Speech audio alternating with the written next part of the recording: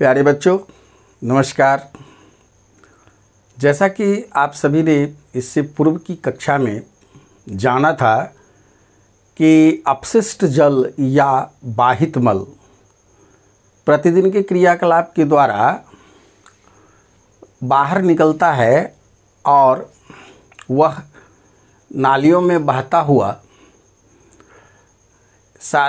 आगे की ओर बढ़ता है और इन अपशिष्ट और बाहित जलों में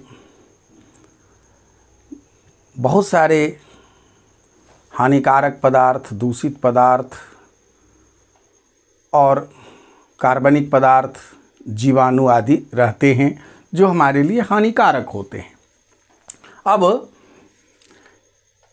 यह जल जो कि दूषित है, इस दूषित जल का किसी जल स्रोत में मिलाने से पहले उसका समुचित उपचार करना अत्यंत आवश्यक है, ताकि जो जल स्रोत जिसमें कि वो मिलते हैं उनके ऊपर और साथ ही साथ पर्यावरण के ऊपर कोई दुष्प्रभाव न पड़ सके अथवा यह दुष्प्रभाव कम से कम हो सके। इसी के लिए इसे इन जल स्रोतों में छोड़ने से पूर्व उपचारित करना आवश्यक है।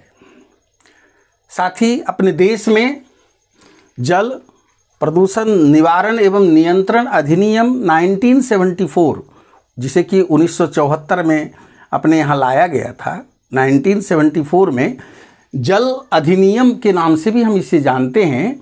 इसके अनुसार भी हम इन बाहित मलों को सीधे जल स्रोतों में नहीं छोड़ सकते, अतः यह आवश्यक हो जाता है कि हम इसे उपचारित करें। शहरों में इसके लिए आपने देखा होगा कि बहुत सारी अंडरग्राउंड नालियाँ, धरती के अंदर ही अंदर बड़ी बड़ी नालियाँ बनी हुई होती हैं, जिसे सीवर कहा जाता है। और इसी सीवर में जगह जगह सड़कों के किनारे बड़े बड़े ढक्कन लगे होल होते हैं, जिसके द्वारा कि समय समय पर इसको साफ़ किया जाता है। क्या आपको पता है कि ये सीवर किस काम के लिए बनाए गए हैं? ये सीवर इसी तरह के बाहित मलों को, है ना, सीवरेज प्लांट तक ले जाने के लिए बनाए गए हैं, जिसे मल जल उपचार संयंत्र, हिंदी में बोलते हैं मल जल उपचार संयंत्र, वहाँ तक ले जाने के लिए बनाया गया है। चूँकि ये जो है बड़े शहरों में अलग अलग स्थानों से आते हैं, तो उन अलग अलग स्थानों पर कई एक पंप हाउसेज बने होते हैं। इन पंप हाउसेज के द्वारा इनको एकत्र किया जाता है और फिर वहाँ से एक साथ इनको मल जल उपचार संयंत्र में लाया जाता है। आपने पढ़ा था कि इसमें बहुत सारे संदूषक रहते हैं और उन संदूषकों की प्रकृति के बारे में भी आपने जाना था। इसमें प्लास्टिक्स भी होते हैं, कपड़े के चिथड़े टुकड़े भी हो सकते हैं, इसमें कागज़ भी हो सकते हैं, इसमें बड़े कंकड़ भी हो सकते हैं, बालू हो सकते हैं, कार्बनिक और अकार्बनिक पदार्थ हो सकते हैं, आदि आदि। तो इन सबों को बारी बारी से उपचारित कर अलग करना, ताकि जो जल हम बाहर भेजें, जो उपचारित जल हो, उसमें अशुद्धियों की मात्रा नहीं के बराबर, यानी कि कम से कम हो, ताकि वह आगे उपयोग करने में या जिस जल स्रोतों में वो जा रहे हैं उसे प्रदूषित न कर सकें। इसीलिए जो है उन्हें उपचारित किया जाता है। आइए हम मलजल उपचार संयंत्र को अपने बोर्ड पर आपको समझाने का प्रयास करते हैं। यह जो है मुख्यतया 3 भागों में बटा हुआ होता है। उससे पहले हमने आपको बताया कि विभिन्न पंप हाउसेज से इनको जो है इस उपचार संयंत्र की ओर भेजा जाता है।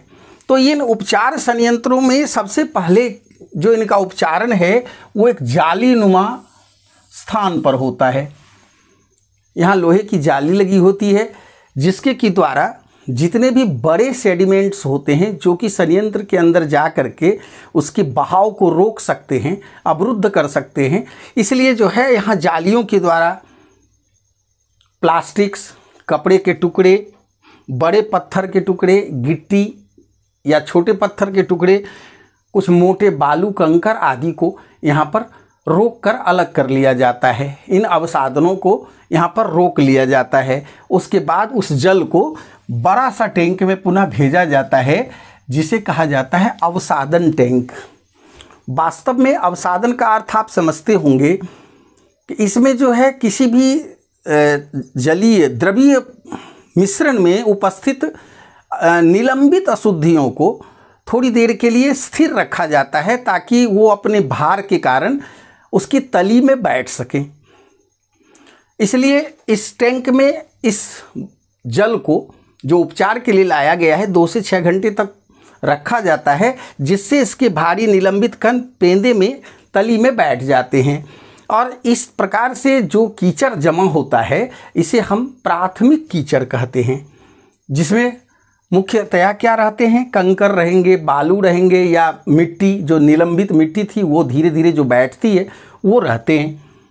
जब ये सेटल्ड कर जाते हैं तली पर, अवसादित हो जाते हैं, तो इन्हें फिर नीचे के रास्ते से आप देखिए एक दूसरे से टैंक में निकाल कर अलग कर लिया जाता है। इसके बाद बाकी बचे जल को पंप के द्वारा दूसरे टैंक में, जिसका कि नाम एयरेशन टैंक, बातन टैंक, इसको जो है सेडिमेंटेशन टैंक या अवसादन टैंक बोलते हैं। दूसरा हमारा वातन टैंक है। क्यों है इसका नाम ऐसा, ये अभी हम आपको बता रहे हैं कि इस दूसरे टैंक में जब ये जल आगे बढ़ता है तो यहाँ पर अब इसमें मुख्यतया कार्बनिक अशुद्धियों को दूर करने का काम किया जाता है। इसके लिए इसके अंदर बहुत सारे वायवीय जीवाणु, एरोबिक बैक्टीरिया जो है इसमें रहते हैं, जो इन कार्बनिक पदार्थों पर क्रिया करके इसे तोड़ते हैं और इसे ठोस पदार्थों में बदलते हैं, जिसके कारण ये ठोस पदार्थ नीचे बैठते हैं। लेकिन चूंकि ये वायवीय जीवाणु हैं, वायु की उपस्थिति में ही ये ऑक्सीकरण की क्रिया करेंगे, इनको ऑक्सीजन चाहिए। इसलिए आप देखेंगे ये पंप हमने जो दिखा रहा है, इस पंप के द्वारा हवा के तेज झोंके इसमें फेंके जाते हैं और हवा के तेज झोंके भेजने के कारण ये जीवाणु दूसरा कचरा, प्राथमिक कचरा यहाँ निकला पहला में, और द्वितीयक कचरा जो है यहाँ पर जो है निकल कर बैठता है। इन्हें भी जो है सेपरेट रास्ते के द्वारा अलग कर लिया जाता है और इस दोनों कचरों के ऊपर, स्लर के ऊपर जो है अब अवायवीय जीवाणु, अनएरोबिक बैक्टीरिया काम करते हैं। और ये अनएरोबिक बैक्टीरिया इस पर कार्य करके इसे बायोगैस और बायोमास, जैविक खाद में इसको बदल देते हैं। जैविक खाद पौधों के लिए बहुत उपयुक्त होता है और बायोगैस हमारे घर में विभिन्न कार्यों को करने के लिए काम में आता है, जिसे कि आप जानते ही हैं। तो ये यहाँ पर हुआ। अब इस तरह से अब यहाँ पर क्या हुआ, कार्बनिक पदार्थ, अकार्बनिक पदार्थ, ये दोनों जो है इसमें से निकल आए। अब शेष जो जल है उसमें आप क्या सोच रहे हैं, क्या उपस्थित हो सकता है? उसमें अब जो सूक्ष्म जीव हैं, हानिकारक जीव हैं, वही केवल उपस्थित हैं। तो अब इस प्रकार से जो बचा जल, इसको तीसरे टैंक में पंप के द्वारा भेजा जाता है और यहाँ पर इसके अंदर क्लोरीन गैस प्रवाहित की जाती है सामान्यतया, और नहीं तो फिर बहुत जगह पर ओजोन गैस भी प्रवाहित की जाती है। आप जानते हैं क्लोरीन जब पानी से क्रिया करता है तो हाइपोक्लोरस अम्ल बनाता है और इस अम्लीय माध्यम में संपूर्ण जीवाणुओं को ये मार देता है। अब इस प्रकार से इस जल के अंदर जीवाणु भी जो है वो नष्ट हो जाते हैं। तो जो अब इस तरह से जो उपचारित जल हुआ उसमें प्रकृति के लिए, पर्यावरण के लिए हानिकारक पदार्थों की मात्रा एकदम कम से कम होती है। इसलिए यह अब जल स्रोतों में छोड़ने के लायक बन जाता है। बहुत जगहों पर क्या होता है कि इससे कुछ खास प्रकार के खेतों में भी उपयोग में लाया जाता है, जिससे कि सिंचाई की जा सके। और इस संयंत्र के आसपास, चूंकि यह केवल पानी का ही कार्य है और वो भी दूषित पानी, तो यहाँ पर से पानी की मात्रा मिट्टी में बढ़ने न पाए, इसके लिए ऐसे संयंत्र के चारों ओर यूकेलिप्टस के पेड़ लगाए जाते हैं। आप तो जानते हैं कि यूकेलिप्टस पेड़ मिट्टी से ज़्यादा पानी को खींचकर, दूषित जल को भी खींच करके और फिर उसे वाष्पोत्सर्जन के द्वारा शुद्ध जल को वायुमंडल में छोड़ता है। तो यह जो है हमारे ये क्या बोलते हैं, हमारे जो है मल जल उपचार संयंत्र, सीवरेज प्लांट का ये एक खाका चित्र है, आलेख, आप इसको डायग्राम कह सकते हैं। वास्तविकता तो इससे कुछ थोड़ी अलग होती है, क्योंकि उसका तो कंस्ट्रक्शन करना होता है, लेकिन सामान्य रूप से इन टैंकों में यही क्रिया होती है। और हम यह समझते हैं कि इस प्रकार से उस बाहित मल में उपस्थित सारी की सारी अशुद्धियाँ लगभग समाप्त हो जाती है और फिर उपचारित जल को विभिन्न प्रकार के जल स्रोतों में छोड़ दिया जाता है। तो ये तो उपचारित जल हुआ। इसके अतिरिक्त भी हमें देखना होगा कि गांव में, समाज में इस प्रकार की व्यवस्था नहीं हो पाती, जिसके कारण खतरा बहुत ज़्यादा बना हुआ रहता है। हम जानते हैं कि हमारे देश की जनसंख्या बहुत ज़्यादा है और लगभग उसका 22% लोगों के पास मल निपटान के लिए शौचालय नहीं है। ऐसे लोग क्या करते हैं, खुले में, खेतों में, जल स्रोतों के आसपास, पटरियों पर, यानी इस तरह के जगहों पर ही मल त्याग करते हैं। और बारिश होने के बाद पानी के साथ यही जो है मल परकोलेट करके, जल निःसरित हो करके हमारे भौम जल स्तर तक भी जाता है, अथवा बहता हुआ पुनः मुख्य जल स्रोतों तक पहुंच जाता है और हमारे जल स्रोत दूषित हो जाते हैं। तो हमारा यह उद्देश्य बनता है कि हम जो है अपने दैनिक कार्यों के लिए शुद्ध पेयजल का उपयोग करें। हम मल का निपटान हमेशा बंद जगहों में करें, जिससे कि इस प्रकार के खतरे से हम बच सकते हैं। आप जानते हैं कि इसी तरह से जल से होने वाले रोग, जैसे कुछ पेचिस, खास प्रकार के पेचिस या हेपेटाइटिस बी जैसी बीमारियां लोगों में आम होती जा रही है। तो आइए हम चर्चा करें बाहित मल निपटान की वैकल्पिक व्यवस्था क्या वैकल्पिक व्यवस्था होती है। ये इस टैंक के द्वारा नहीं जहां हो पा रहा है, तो वहां सेप्टिक टैंक, छोटे परिवार या छोटे सार्वजनिक जगह जैसे विद्यालय आदि, पुस्तकालय आदि, ऐसे छोटे जहाँ पर सेप्टिक टैंक बना करके मल को उसके अंदर जो है उपचारित किया जा सकता है। दूसरा है रासायनिक शौचालय। आप जानते होंगे बहुत से ऐसे जगह होते हैं जहाँ पर कि जो है इन सेप्टिक टैंकों का भी बनाना संभव नहीं होता है, जैसे ट्रेन की शौचालय में, जैसे हवाई जहाज़ के शौचालय में। तो वहाँ पर बैक्टीरिया उपचारित, है ना, हरित शौचालय का नाम दिया गया है इसे, जहाँ पर कि बैक्टीरिया यानी जीवाणु जो है इस शौचालय में परित्यक्त मल को, है ना, उपचारित कर देते हैं। अगला है कंपोस्टिंग पिट। ये कंपोस्टिंग पिट जिसके अंतर्गत कि हम जितने भी कार्बनिक पदार्थ हैं जो कि रिसाइकिल किए जा सकते हैं, चक्रीय प्रक्रिया के द्वारा पुनः उसे उपयोगी पदार्थों में बदला जा सकता है, ऐसे चीज़ों को हम कंपोस्टिंग पिट यानी गड्ढों में डालकर मिट्टी से दबाकर उसे हम फिर से उपचारित कर सकते हैं। अथवा बायोगैस संयंत्र, जिससे कि बायोगैस बनाई जाती है, जो हमारे लिए ईंधन का एक अच्छा स्रोत होता है। तो ये हमारे बाहित मल के निपटान की वैकल्पिक व्यवस्था, यानी इतने बड़े स्तरों पर तो बड़े बड़े शहरों में ही जो है उपस्थित है मल जल के निपटान की व्यवस्था, उपचार की व्यवस्था। लेकिन इसके साथ ही साथ छोटे परिवारों में जो आप सुनते हैं, अपार्टमेंट है, फ्लैट्स, जहाँ पर आप समझते हैं, इस तरह की जगहों के लिए, और ऐसी बड़ी बड़ी यदि कॉलोनियाँ हैं तो वहाँ पर तो वो शहर हो गई, तो वहाँ पर तो फिर बाहित मल का निपटान जो है उस प्रकार के टैंक के द्वारा होगा। लेकिन यदि छोटे 2, 4, 5 परिवार के लिए या 10 परिवार के लोगों के लिए है तो इस तरह से हम इसके लिए सेप्टिक टैंक की भी व्यवस्था कर सकते हैं।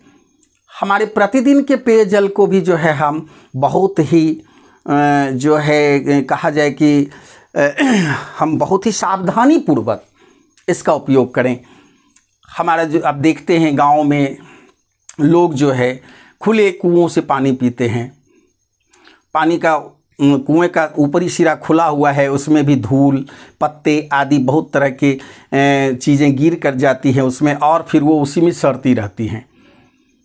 तो इसलिए आप देखेंगे यदि इस तरह के जल स्रोतों से हम पानी को लाते हैं तो थोड़ा उसे कपड़े से छान कर देखिए, क्या उसमें अशुद्धियाँ आपको दिखाई पड़ती हैं।